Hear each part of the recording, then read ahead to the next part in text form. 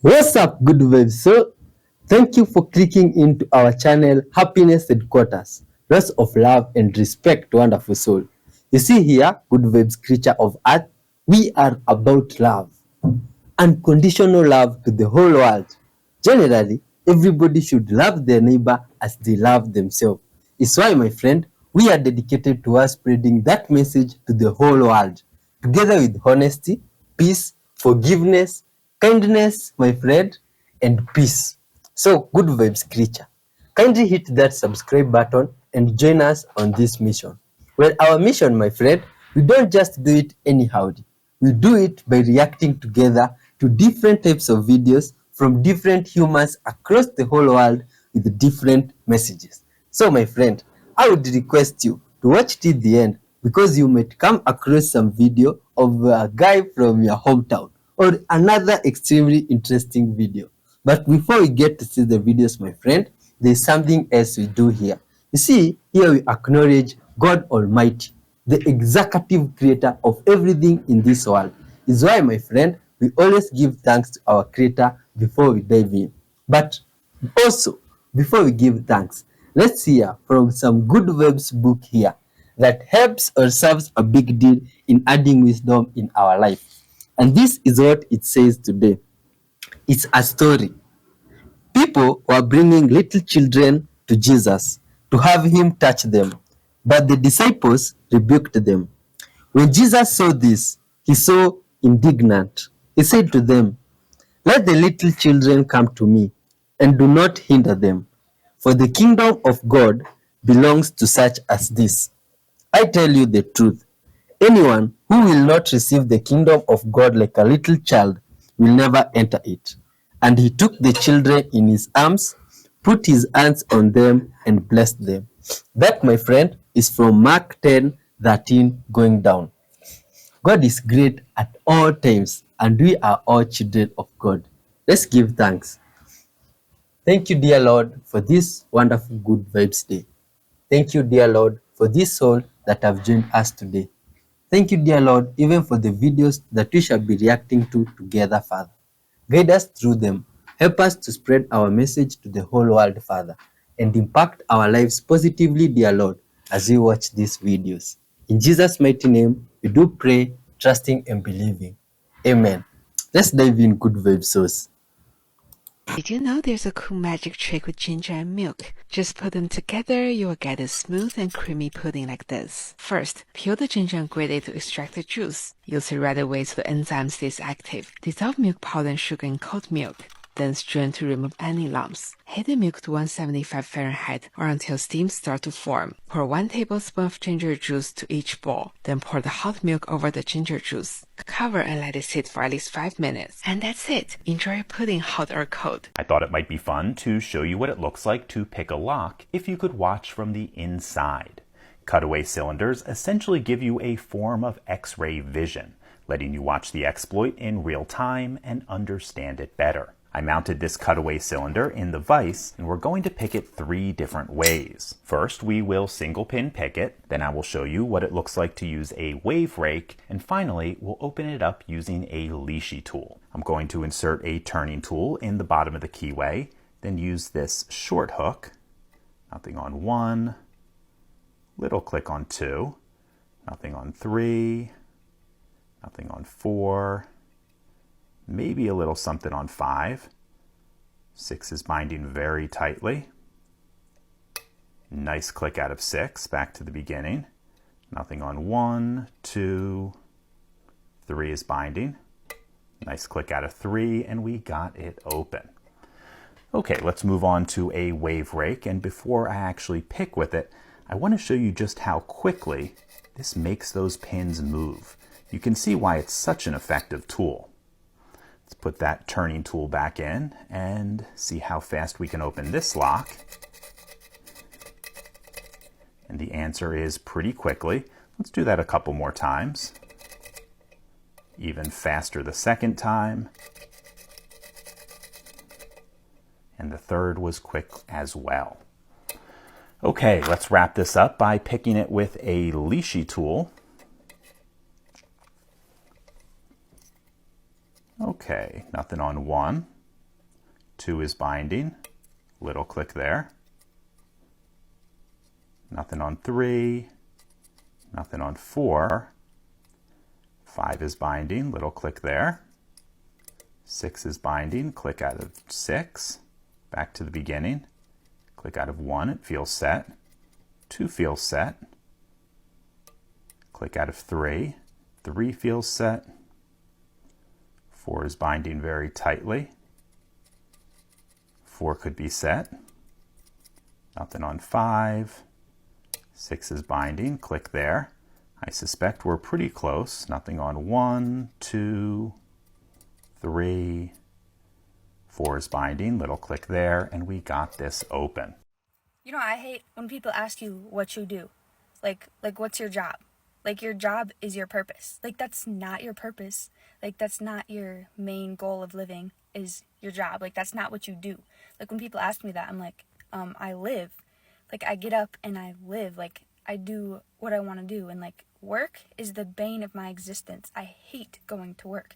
I work at a little cafe, and I dread it. I despise it. Just the thought that you have to go in there and you can't leave. Like, or else you'll get fired. Like, you're stuck there until this amount of time. Like, you have to clock in, and then you are stuck there until you can leave. Like, I just hate it. And it makes me feel so trapped and suffocated. I really, really hate it. I know most people feel that way, and it just sucks that America is like this. We're just stuck in this 9 to 5, in this loop of capitalism. Like, you have to work if you want to eat.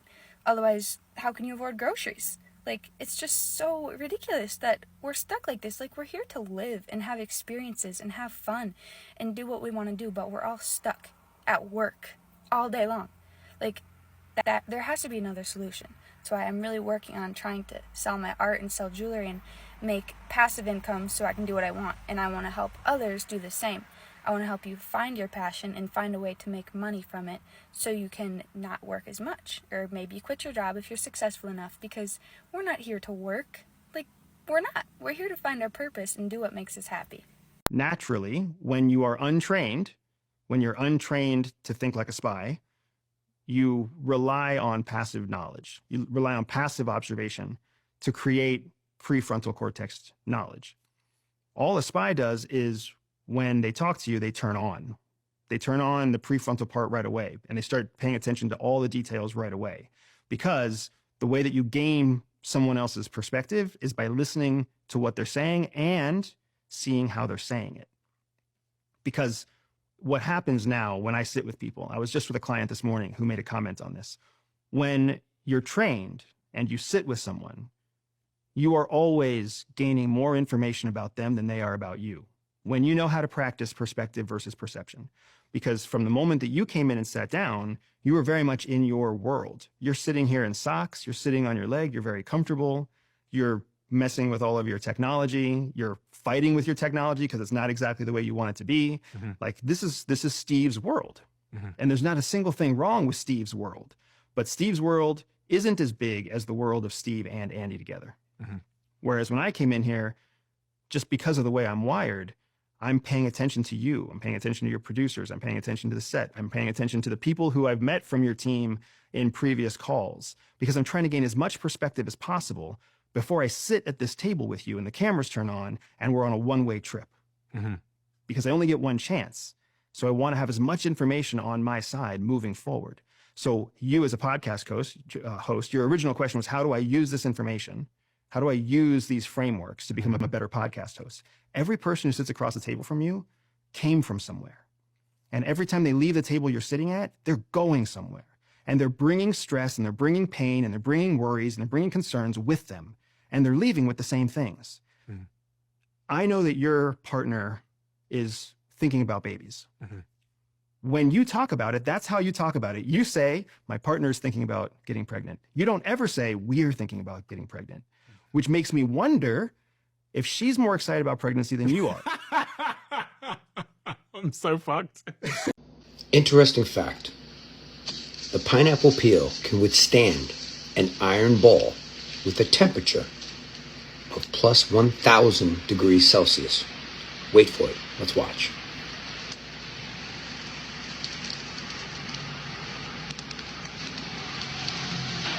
They're crackling. Starting to fizz out a little. It's fizzing out a lot. Got to see the results.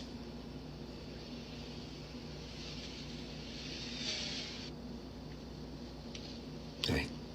Do not try this at home. Professionals right here. They left a sear on the peel. Flip it over, let's see. Wow. Wow. But you got to ask yourself just one question. Why does the pineapple need such protection? That's a good question. Marine fossils at the summit. Some scientists think the reason they find fossils from the ocean on the summit is due to the movement of tectonic plates, because they think where Everest stands now was part of the Tethys Sea, or it was just a Great Flood. The Yeti, also known as the Abominable Snowman. This is a legendary creature that's said to inhabit the Himalayan mountain range. It's described as a large ape-like creature that walked on two legs, and the legend's been part of Himalayan folklore for centuries. I heard a great theory about the Yeti that it wasn't just a mythical creature, but it was a prehistoric creature, the Gigantopithecus, because that thing lived over in southern China and could have came, down to the Himalayan mountain range. It's not that far away. And that, hypothetically, the ancient people that lived there passed down that story for years and years, and it became this legend about a giant, hairy monster creature. Because, the Gigantopithecus basically was that. Mysterious footprints. In 1951, this guy found these mysterious footprints above 15,000 feet of elevation, which was very strange because this was super high, and then it also looked like almost human footprints despite being 13 inches long. People like to say this is the best proof of the Yeti existing, while others say these prints are just a hoax. But later in 2019, people part of the Indian Army were in the mountains and they reported similar footprints in Nepal. But after I looked at the pictures, they're really not that great. The body of Hannelore Schmatz. It's estimated that 300 people have died climbing Everest, and there's roughly 200 bodies still on the mountain that we know of. Hannelore Schmatz is one of those bodies. She became the fourth woman to summit Everest back in 1979, but tragically lost her life due to exhaustion and exposure. She was climbing with her husband, and on the way down, they decided to camp without a tent at 27,000 feet, which the Sherpas told them not to do, and she just collapsed and died right there. But her remains remain visible to climbers. She was leaning up against this icy chunk, and it's now melted, but her body's still frozen like that. She was seen for a long time with her eyes open and her hair still blowing in the wind. People attempted to recover her body, but this resulted in other fatalities in the 80s, so they quit doing that. The madness of Maurice Wilson. Back in 1932, there was this one guy, Maurice Wilson, who had a crazy plan to climb Everest. The dude had never climbed mountains before or flown planes, but he planned to get a plane, crash land it on the slopes of Everest, and then climb the rest of the way up. Anyways, he bought an airplane, and after one lesson, he flew it illegally from England to India, where it was then impounded, and he walked on foot from Darjeeling, I know I pronounced that wrong, sorry, to the border of Tibet until he got to the base of Everest. And he was completely under-equipped to climb the mountain, but he climbed quite a ways up and he ended up dying of exhaustion at 22,000 feet. So he really made it pretty far. Green Boots. This is another body of an unidentified climber that became a landmark on the main northeast route of Everest. The leading theory is that this guy was a Tibetan Indo border policeman who died during the 1996 Everest disaster. Voices of the Void. This refers to these unexplained and eerie sounds reported by those who attempt to climb Everest. The sounds are described as whispers or cries or even like a conversation that comes out of nowhere. Some people think it's just like a phenomenon caused by high altitude causing hallucinations, while others think that the voices are from those who didn't make it back down. The mystery of Sandy Irvine. This is one of the greatest mysteries in all of mountaineering. In 1924, Sandy Irvine, along with his climbing partner, George Mallory, attempted to be the first people to reach the summit of Everest. They were last seen just a few hundred meters from the top of the mountain, but tragically, they didn't come back down. Mallory's body was found in 1999, but Irvine's body and the camera that he was believed to be carrying is yet to be discovered. The reason why this mystery is so important is because if someone found the camera, it might have photo evidence of those men being the first to summit Everest. The third man. This is another really weird phenomenon. Some explorers, just in general, not just people that go on Everest, say that when they get in really extreme conditions or when they're really alone, they sense this unseen presence, often described as a companion. And this presence encourages them and sometimes directs them to where they need to go whenever they really want to quit or just feel bad. The first man attempting to solo Everest on his own back in 1933, Frank Smythe, said he felt the presence so strong that he tried to share his food with it. And another guy, Ernest Shackleton, said he felt a similar presence during his Antarctic expedition. This is thought to be some sort of psychological way of coping with extreme stress, isolation, or exhaustion. The ghost of Everest. This is another phenomenon where climbers of Everest usually just sense the presence of a spirit or a ghost while they're on the mountain. The stories of these ghosts are very persistent. They say they often feel the presence of like deceased mountaineers that didn't make it back down. Some Sherpas say they see black shadows and believe that they are the spirits of the climbers who died, but it's very possible this is just caused by the high altitude or just the extreme exhaustion or stress. Anyways, thank you guys for watching and follow for more. 1970, the criteria for high blood pressure was 160 over 90. That's when the doctor started talking to you about your high blood pressure and whether you should take medications. There was another method of knowing if you had high blood pressure, especially as you got older, was the systolic number had to be 100 plus your age. So if you were 70 years old, it was perfectly acceptable to have your blood pressure 170 over something. As long as it was lower than that, everything was a-okay. Then somehow, about 30-ish years ago, when I was in school, the numbers changed to when you were supposed to give someone medication. We were taught in our school that when someone had high blood pressure that was 140 over 90, that's when you were to send them out to their primary care doctor and have them take medication. Well, then in 2017, something happened. And that is, a study came out that said people's blood pressure should be lower than 120 over 80. Now, that is a pretty lofty goal. That is very low, such that almost hardly anyone can pass that. When you go into a doctor's office in the middle of the day, you've already had stress, you're already stressed about being there. Maybe you've been waiting in the waiting room too long. You've probably had coffee or some type of food prior to that appointment. Then they rush you into the room, usually put the blood pressure cuff off over a number of clothing as you're dangling there, as they're asking questions. There's a whole host of reasons why your blood pressure is going to be above 120 over 80. If you are above 120 over 80 now, you're going to get a talking to. You're going to get a little spanking, little slap on the wrist. The doctor's going to talk to you. But if you're above 130 over 80, now that's the criteria for medication. Now let me know what your opinion is. Is this simply corporate greed from pharmaceutical companies to lower the margins so low that almost no one can pass, and thus every one of us should be on blood pressure medication? Or are the pharmaceutical companies so altruistic that they just want to help humanity that they've made the criteria such that they're really saving lives and preventing us from having a heart attack or stroke? Let me know what you think is the answer down in the comment section down below. Hypothetically, this may be true. No matter what our age, maybe all of our blood pressure should be below 120 over 80. There is probably a way to get your blood pressure to normal for you, but the million-dollar question is, what is normal blood pressure? What should our blood pressure be when we're 20 years old? What should our blood pressure be when we're 80 years old? And whatever your opinion is, there's probably research to support that.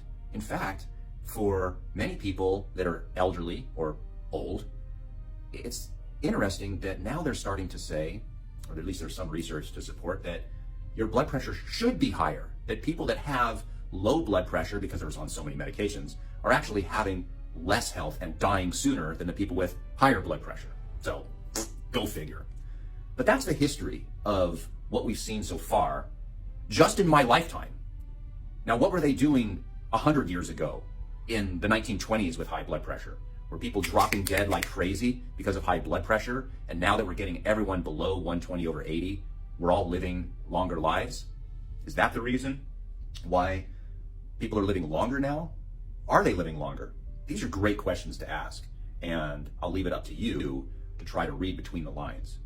Now, having said this, high blood pressure is a risk factor for heart attacks and strokes. The higher your blood pressure as a younger person, the more likely that you're going to have problems in the future.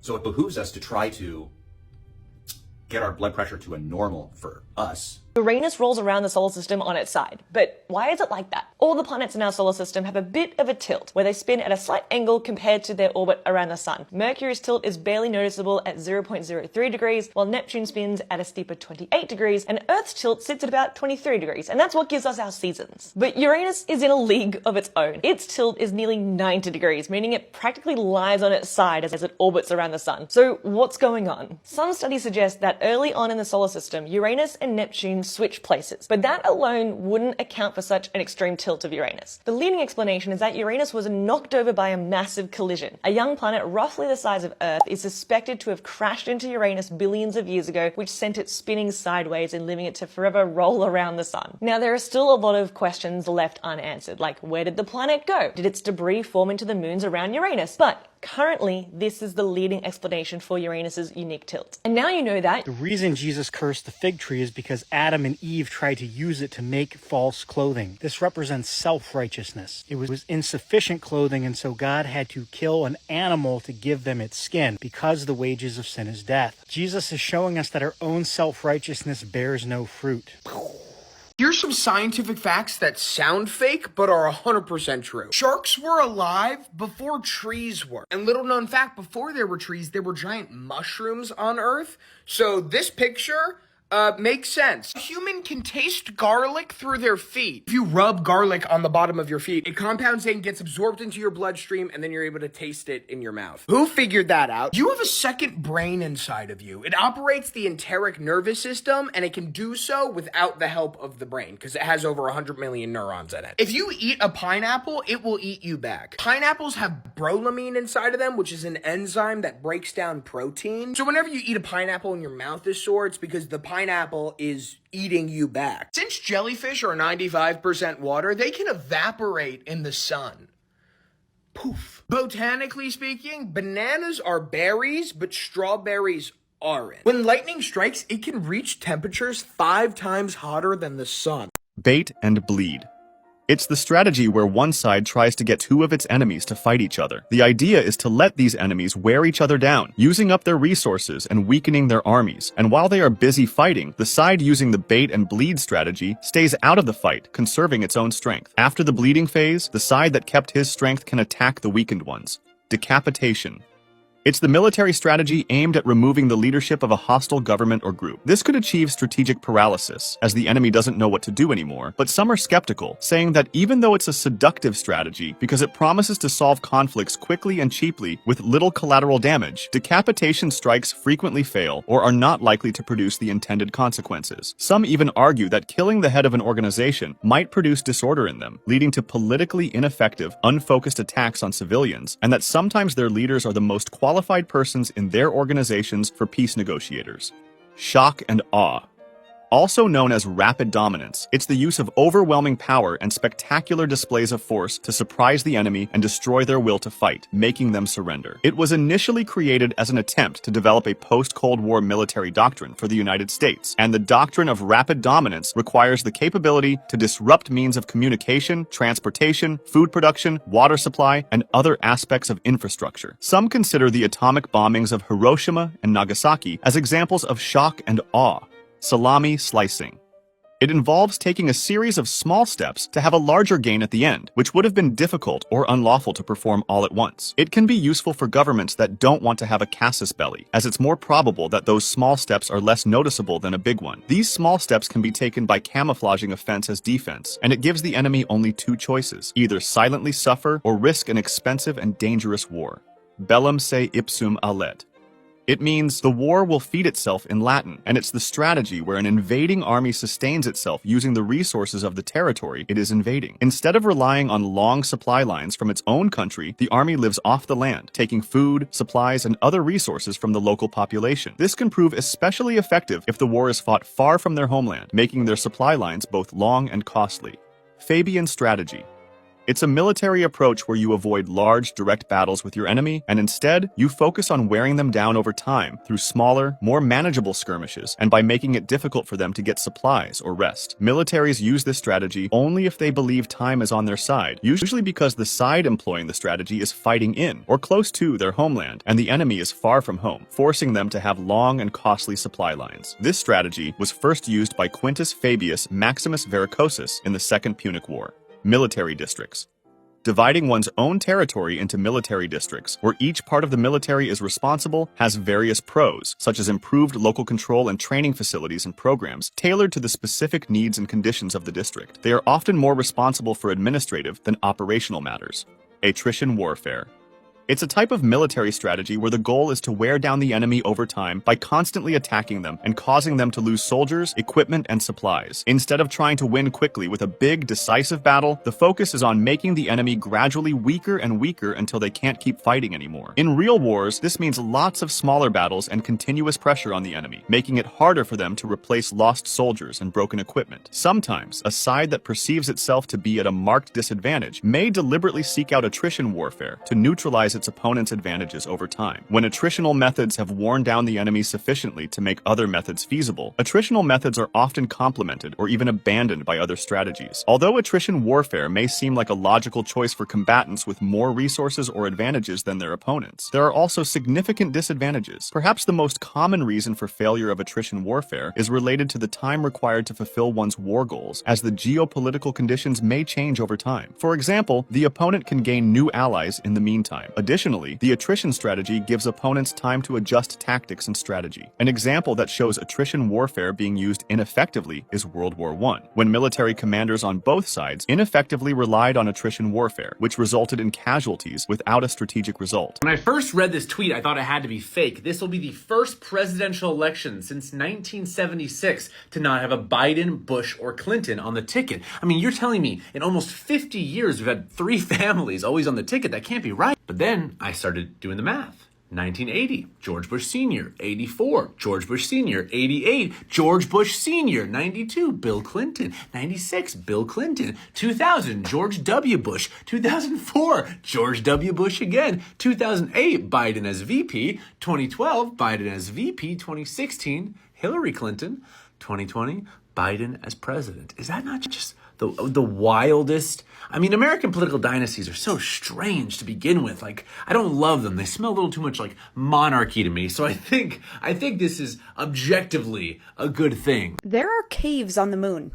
Big ones. The moon used to be covered in lava and volcanoes, and that lava would travel underground, and when it eventually cooled, it would leave these hollowed out tunnels underground on the moon. And we've suspected these because sometimes part of the tunnel will collapse and leave these pits. There's cool new data that was just released that used a radar to look at the area around this collapse. This is so cool. They found evidence of a cave extending more than 200 feet from that pit. And for the first time that it's actually accessible, like you can go into this pit and find this cave. And they were able to model the cave. This is just so cool, and scientists think that there could be other tunnels on the moon that could be almost 1,000 feet in diameter and up to like 130 feet under the moon's surface. It's possible that there are entire networks of tunnels under the moon's surface. And some scientists want this to be where humans live on the moon in the future because they have protection from meteorites and from radiation, and because they're naturally insulated so they protect from extreme temperatures. The risk is, of course, that these tubes do collapse sometimes. We've seen it happen, and that would suck if you were inside of it. Let me talk to you about what it means to be meek. Jesus, of course, says, "Blessed are the meek, for they shall inherit the earth." Now, when he says that, he's actually alluding to Psalm 37, one of the Psalms we read today in Bible in 1 Year, where it says, "The meek shall inherit the land." In Hebrew, meek is anav. And if you go back to the book of Numbers, for instance, Moses is described as very anav, very meek. Meekness in the Old Testament has the connotation of not being a human doormat, but being humble, being what you might call God-dependent. Now, when you go from the Old Testament and the Hebrew to the Greek of the New Testament, the word for meek is praus.